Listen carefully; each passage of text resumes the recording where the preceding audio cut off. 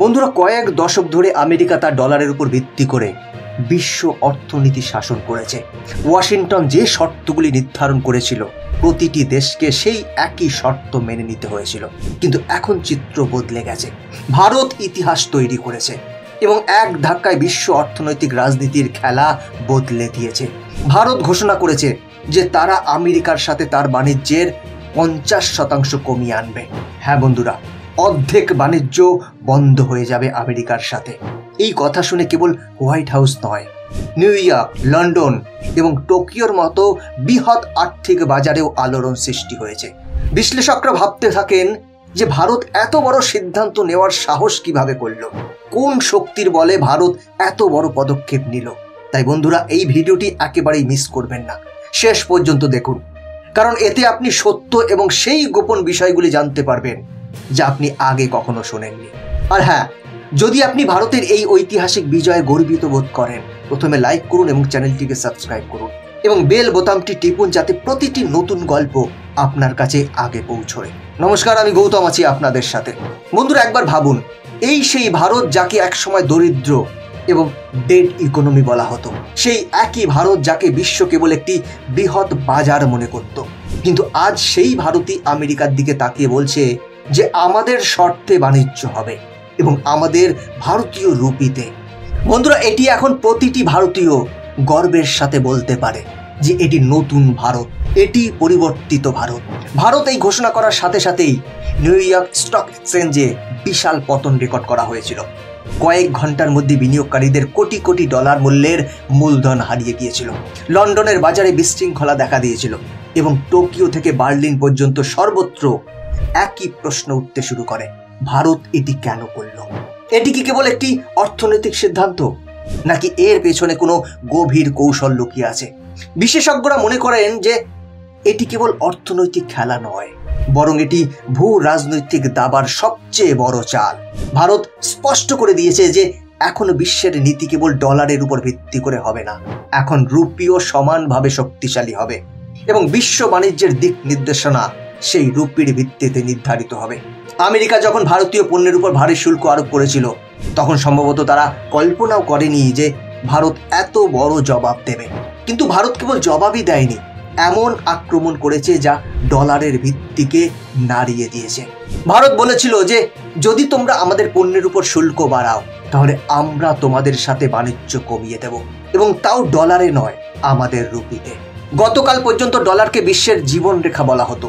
Dollar ছাড়া প্রতিটি দেশের অর্থনীতি অসম্পূর্ণ মনে হতো। কিন্তু আজ সেই ডলার দুর্বল হয়ে পড়ছে এবং ভারতীয় রুপি তার স্থান দখল করছে। ভারতের এই পদক্ষেপ সারা বিশ্বে আলোড়ন সৃষ্টি করেছে। রাশিয়া তাৎক্ষণিকভাবে ভারতকে সমর্থন করে বলেছেন যে তারা রুপিতে বাণিজ্য করতে প্রস্তুত। চীনও একমত। ব্রাজিল, দক্ষিণ আফ্রিকা এবং ব্রিক্সভুক্ত বাকি দেশগুলো ভারতের সাথে দাঁড়িয়েছে। এমনকি ইউরোপের কিছু দেশ ইঙ্গিত দিয়েছে যে তারা ভারতের টাকায় লেনদেন করার কথা বিবেচনা করছে। বন্ধুরা, এটি কোনো ছোট বিষয় নয়, এটি একটি নতুন বিশ্ব ব্যবস্থার সূচনা। আমেরিকান মিডিয়া উন্মাদ হয়ে গেছে। নিউ ইয়র্ক টাইমসের শিরোনাম চিৎকার করছে, ভারত ডলারের শক্তিকে চ্যালেঞ্জ করছে। CNN এর উপস্থাপকরা প্রায় চিৎকার করে বলছেন যে ভারত বিশ্ব অর্থনীতির খেলা খেলছে। হোয়াইট হাউসে জরুরি বৈঠক হচ্ছে, সেখানকার উপদেষ্টারা একে অপরকে জিজ্ঞাসা করছেন এরপর কি হবে। যদি এই ধারা অব্যাহত থাকে তাহলে ডলারের রাজত্ব শেষ হয়ে যাবে। কিন্তু ভারত চিন্তিত নয়, ভারত আত্মবিশ্বাসে ভরপুর এবং নীরবে তার পথে এগিয়ে যাচ্ছে। সাধারণ মানুষ বলছে যে আগে আমরা অর্থনৈতিকভাবে আমেরিকার উপর নির্ভরশীল ছিলাম, কিন্তু এখন আমাদের রুপি আমাদের শক্তি, আমাদের গর্ব। এই সিদ্ধান্ত কেবল বাণিজ্যের জন্য নয়, বরং স্বনির্ভরতার প্রতীক। ভারতের ঔষধ শিল্প, যাকে বিশ্বের ফার্মাসি বলা হয়, এখন রুপিতে লেনদেন করছে। ভারতের IT এবং প্রযুক্তি সংস্থাগুলি যারা সমগ্র বিশ্বে পরিষেবা প্রদান করে, তারা এখন রুপিতে অর্থ গ্রহণ করছে। ভারতের তেল এবং গ্যাস বাণিজ্য এখন ডলারে নয়, রুপিতে চলছে। রুপির চাহিদা বাড়লে কি হবে? তখন এর মূল্য আকাশচুম্বী হবে। ভারতীয় রুপি যত শক্তিশালী হবে, ভারতের নাম তত বেশি উজ্জ্বল হবে। গতকাল পর্যন্ত যে দেশগুলো ভারতকে কেবল উন্নয়নশীল দেশ বলতো, আজ তারা বিশ্ব মঞ্চে ভারতকে নেতা হিসেবে বিবেচনা করতে শুরু করছে। কল্পনা করুন, যখন দুবাইয়ের শপিং মলে লোকেরা বলবে টাকায় দাও, যখন আফ্রিকান ব্যবসায়ীরা বলবে আমরা ডলার চাই না, যখন ইউরোপীয় কোম্পানিগুলি তাদের বিলগুলিতে লিখবে রুপিস অনলি, এই স্বপ্ন এখন বাস্তবে পরিণত হচ্ছে। আমেরিকার পুরনো কৌশল ছিল ডলারকে অস্ত্র হিসেবে ব্যবহার করে বিশ্বের উপর চাপ সৃষ্টি করা, কিন্তু এখন ভারত সেই অস্ত্র ছিনিয়ে নিয়েছে। ভারতীয় ইউপিআইতে লেনদেন হচ্ছে।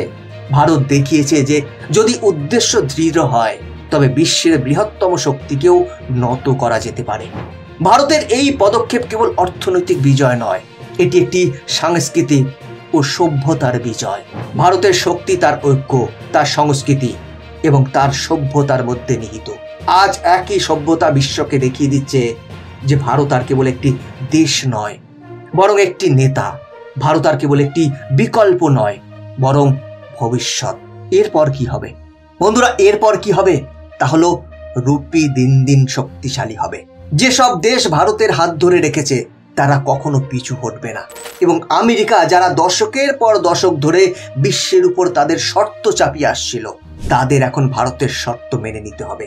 এই জয় কেবল ভারতের নয়, এটি সেই কৃষকের জয় যিনি মাঠে ঘাম ঝরিয়েছেন, এটি সেই বিজ্ঞানীর জয় যিনি ল্যাবে দিনরাত গবেষণা করেন, এটি সেই সৈনিকের জয় যিনি সীমান্তে দেশকে রক্ষা করেন, এবং সবচেয়ে গুরুত্বপূর্ণ, এটি আপনার জয়, প্রতিটি ভারতীয়ের জয় যারা এই ভিডিওটি দেখছেন এবং গর্বের সাথে বলছেন যে আমি একজন ভারতীয়। ভারতের এই সিদ্ধান্ত কেবল রুপি এবং ডলারের যুদ্ধ নয়, এটি সেই মানসিক দাসত্ব থেকে মুক্তির প্রতীক, যেখানে আমরা বছরের পর বছর ধরে বিশ্বাস করতে বাধ্য হয়েছিলাম যে অগ্রগতির পথ কেবল পশ্চিমের মধ্য দিয়ে যায়। কিন্তু আজ ভারত প্রমাণ করেছে যে অগ্রগতির নতুন পথ দিল্লির মধ্য দিয়ে যায়। যখন রুপি বিশ্ব বাণিজ্যের হৃদয়স্পন্দন হয়ে উঠবে, তখন এটি কেবল আমাদের অর্থনীতিকেই নয়, বিশ্ব অর্থনীতিকেও প্রভাবিত করবে। আমাদের রাজনৈতিক প্রভাব এবং বিশ্বব্যাপী ভাবমূর্তিকে নতুন উচ্চতায় নিয়ে যাবে। আজ ভারত কেবল একটি জাতি নয়, এটি এখন একটি ধারণায় পরিণত হয়েছে।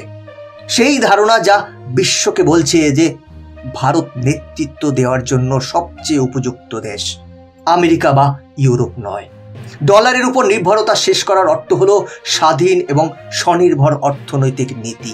এই নীতি ভারতকে একবিংশ শতাব্দীর সবচেয়ে বড় শক্তি করে তুলবে। তাই বন্ধুরা, যদি আপনি মনে করেন যে ভারত সত্যি ইতিহাস তৈরি করেছে, তাহলে এই ভিডিওটি লাইক করুন, চ্যানেলটিকে সাবস্ক্রাইব করুন এবং কমেন্টে জয় হিন্দ অবশ্যই লিখুন। এটি ভারতের গল্প, যা কেবল নিজের দিক নির্দেশনা নির্ধারণ করছে না, বরং সমগ্র বিশ্বকে একটি নতুন পথ দেখাচ্ছে। বন্ধুরা, আজকের ভিডিও এখানেই শেষ করছি।